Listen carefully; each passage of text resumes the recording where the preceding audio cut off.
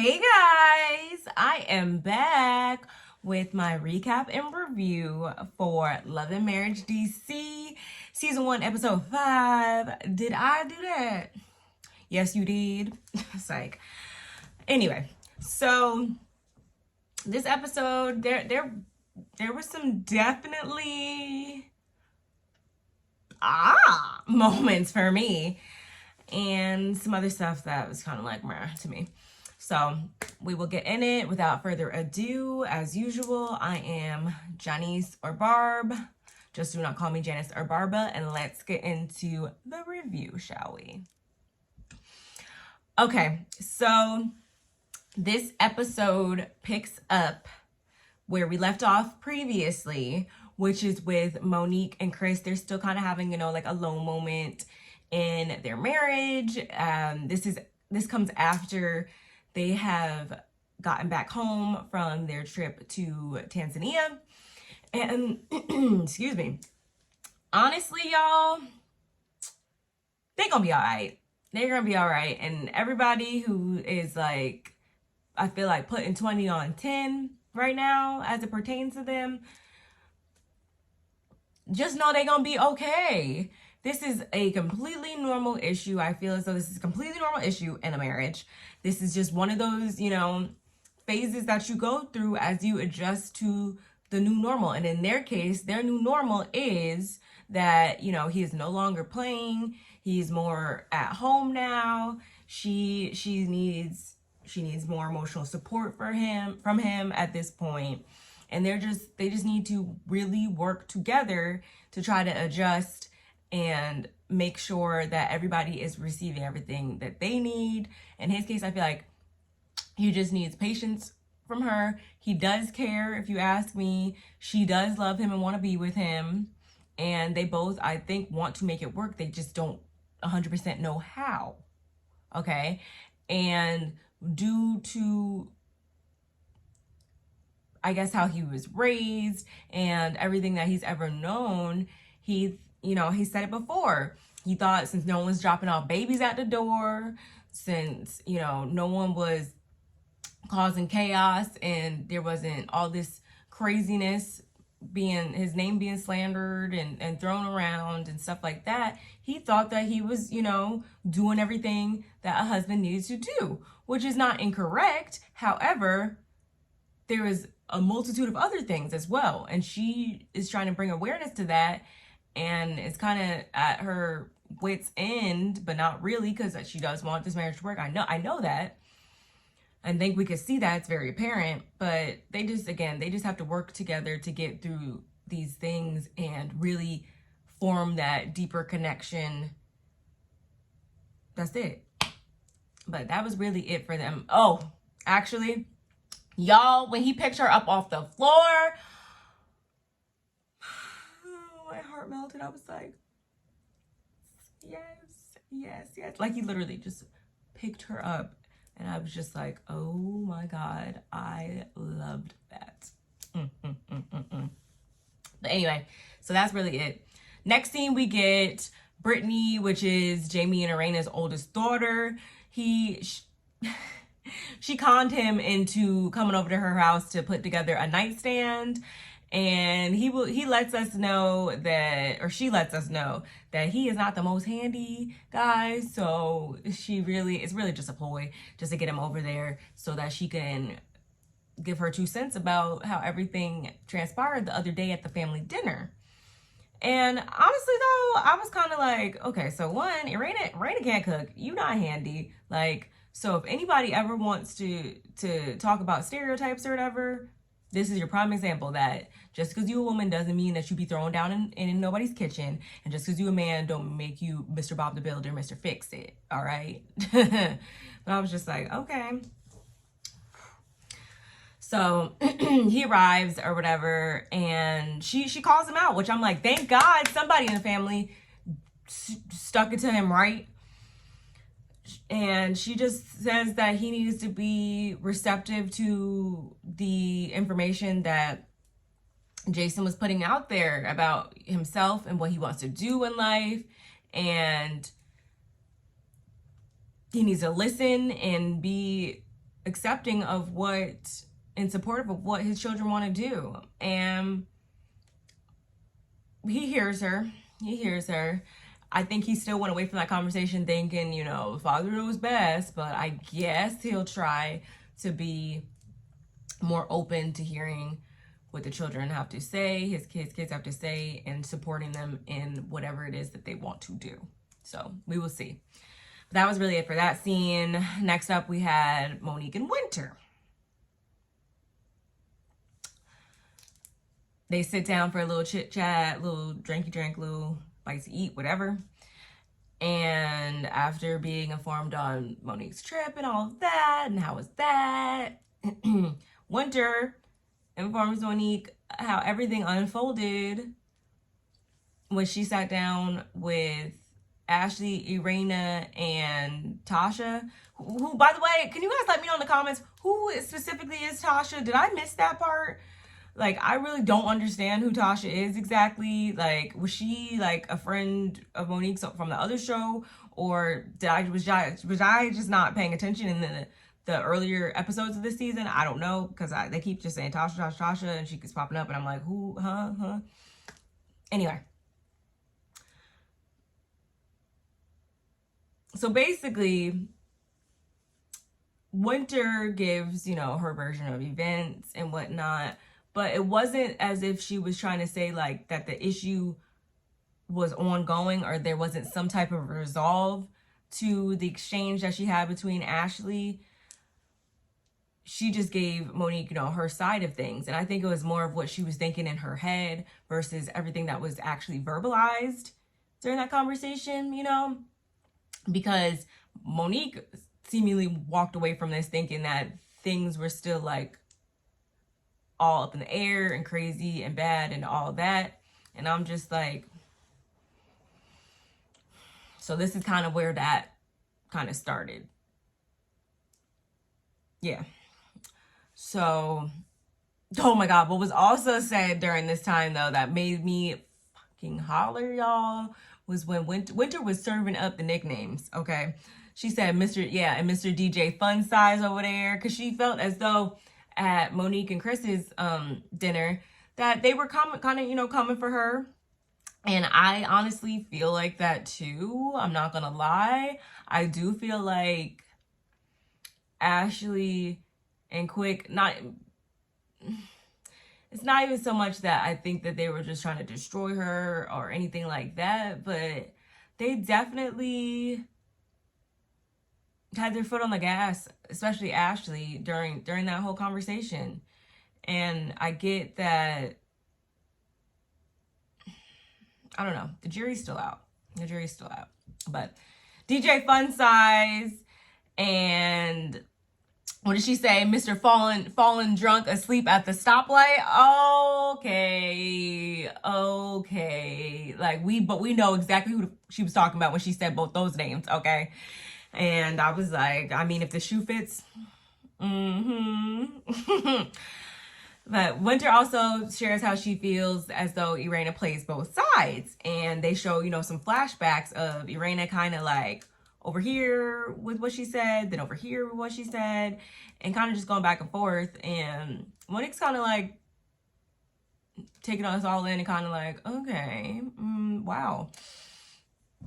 So we kind of see where that all goes and later on in this scene. But the most crazy part, I think, is when Winter said that, yeah, what she said? We hear all types of stuff about Quick in the streets, and that's what Winter said.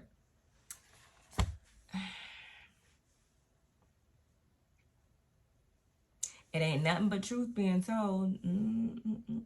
I wrote that. I don't know if that was my own. That was my own thoughts, or that was also part of what she said. But and we know damn well Miss Ashley ain't gonna hear that. But anyway, meanwhile, after we see the Taylors go to Jason's current school, and they play goal ball, which I never heard of, but I thought that was really cool. It's something that, you know, Jason plays there where he has to rely on like his other senses to kind of play the game. So of course the whole family, they play. It was real cool, real cute, if you ask me. At the end of that, Irena says like, hey, I got this letter. You know, she's been waiting. It's the letter from Doris. She's been waiting for the whole family to be together before she opens it and, you know, sees if he got accepted or not. Which, of course, he got accepted, which I was like, yes, yes, yes, yes. Jason is super excited to learn some very valuable life skills and also hopefully get a girl. I was like, okay, ain't nothing wrong with that. But I was super happy for him. Everybody was happy for him. And after that moment, we see Jamie actually take him to the side and kind of start to... So clearly Brittany got to him a little bit because he... What was it? He gave him some clarity and about his like perspective on things and all that, and reassurance from the other night, which I thought was great. And exactly probably what Jason needed to hear so that he knows that he has all the support from his family as he makes this new step into adulthood. Yeah. Next up, we had Ashley, and they're at her Fun Time Moms event, which that's what she does with her partner while like the kids are in school, whatever. This is a good time for the moms to come together, do what they do, whatever. So they're like at a selfie spot in the mall. So they're taking selfies, cute. And Irena was there, Monique was there. It was real cool. And afterward, Monique tells them about her conversation when her sit down with Winter. And they were both like, what are you talking about? What are you talking about? We ambushed her. Like, huh? Like, I don't get... They were just so confused. And the whole time I just kept hearing Ashley saying scammer, talking about Winter's husband being a scammer. And I'm like, I'm trying to understand. Like,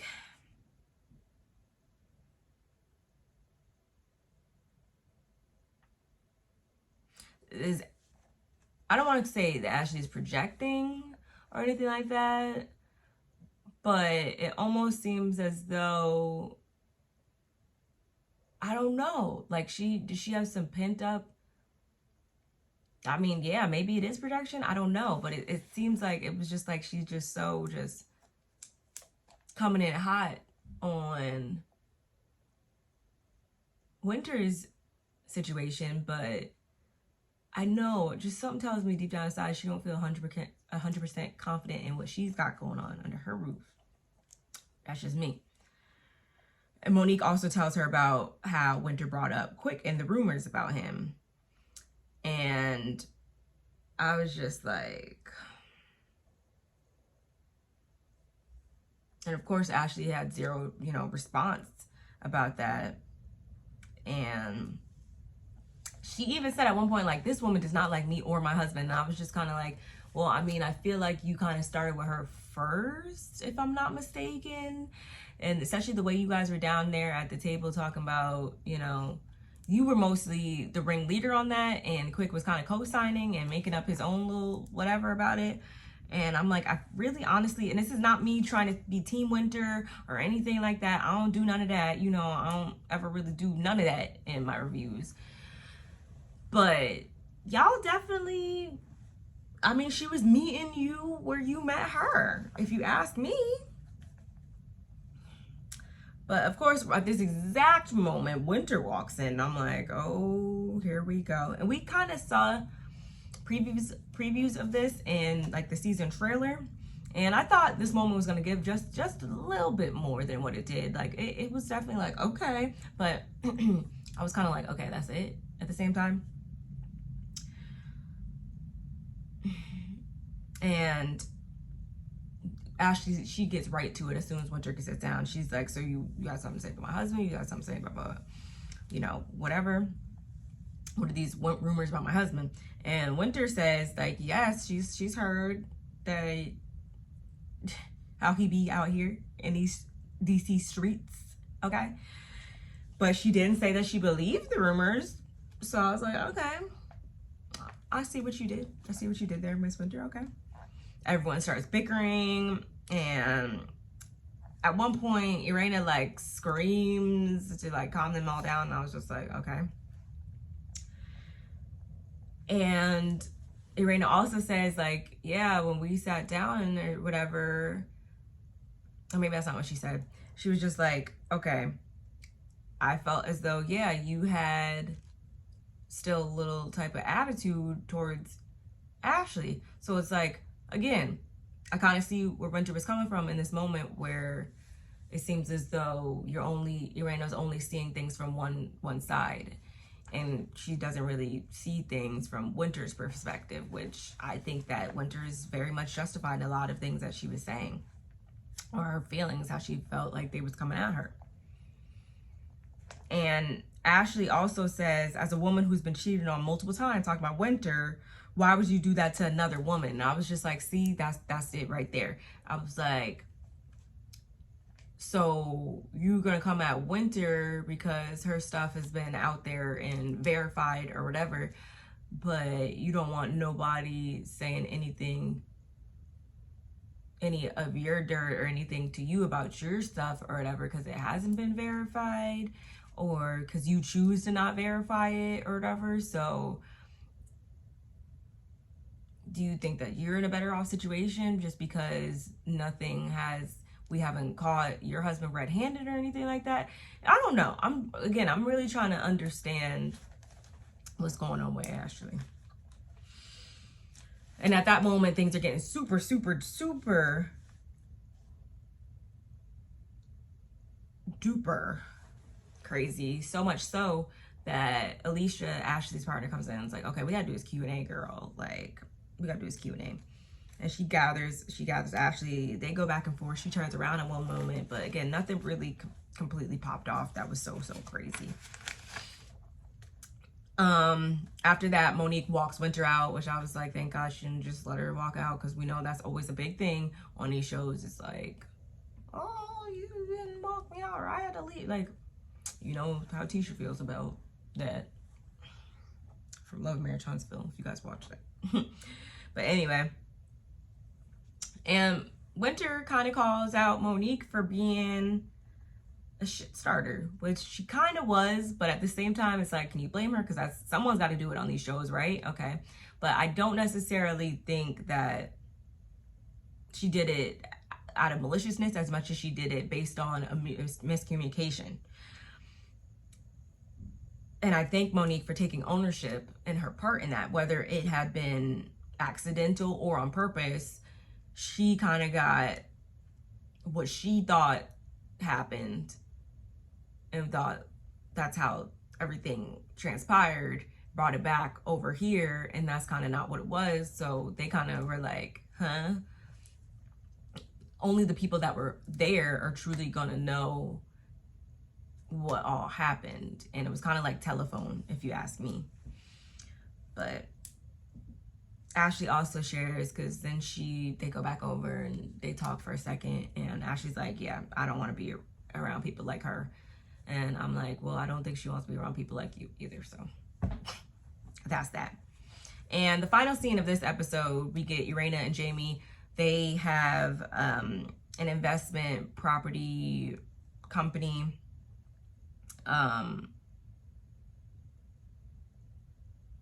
And they're at one of their properties. This shit is fucked down. I'll say that. And they've had it for like a year, so I don't really know. I guess they've just been trying to figure out exactly what they were going to want to do with it, and that's why they're meeting with their builders. And Irena's already, she lets us know from the gate, she's already pissed at Jamie from the night prior. Some shit went down. And apparently he was showing out, and I'm just like, okay, I need more. I need to hear more.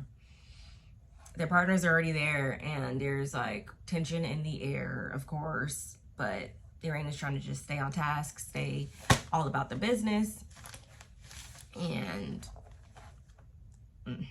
like I said, the house was like, I'm like, I can only imagine, did it smell up in there? I don't know, maybe because maybe the windows are open or whatever, so maybe it didn't. I don't know.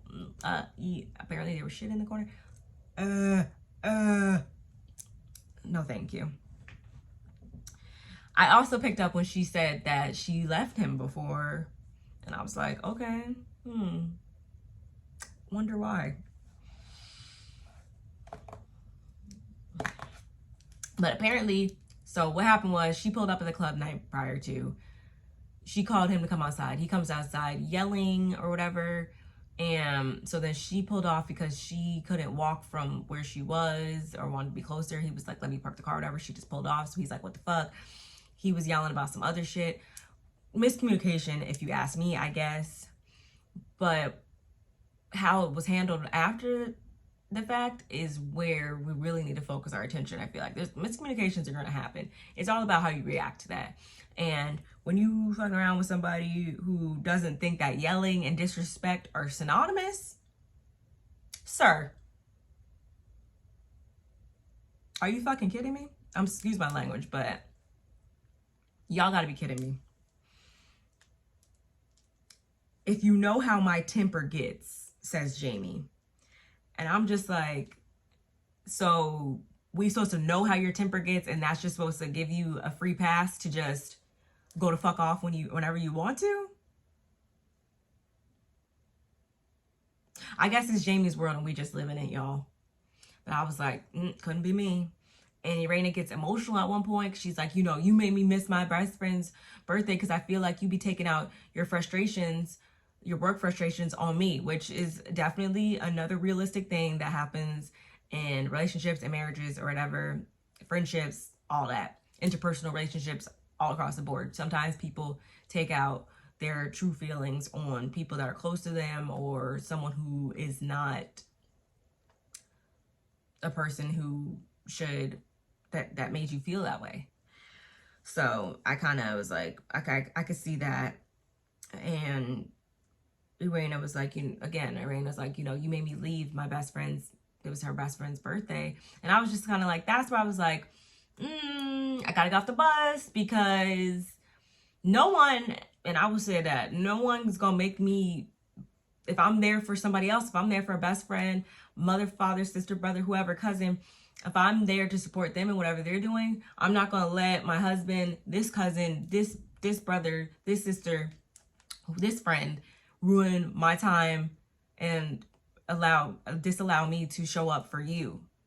Because I wouldn't want anybody to use that as their justification when they couldn't show up and come through for me. Like, I'm big on dependability, and I just don't feel as though that was just go inside and ignore his ass. The fuck? Like, Raina be kind of like, she be really, I want her just,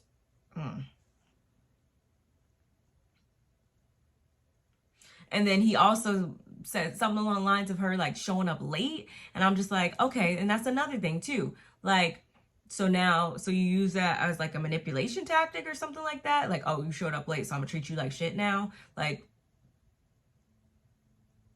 that's how I took it. Let me know if you guys picked up on that as well. But they also like segued into what happened with Winter and Ashley. And again, Jamie just used that to kind of be like, oh, so you double booked yourself. And I'm like, I don't think that was the case. I think she was just letting you know what she had been through that made her, you know, that transpired in her day. But I don't know. Like I said, that's where the episode really ended at. And they gonna have to figure out how they want to continue to navigate this marriage for the next 26 years, if you ask me. But y'all, this was my recap and review for Love and Marriage DC, episode 5, season 1.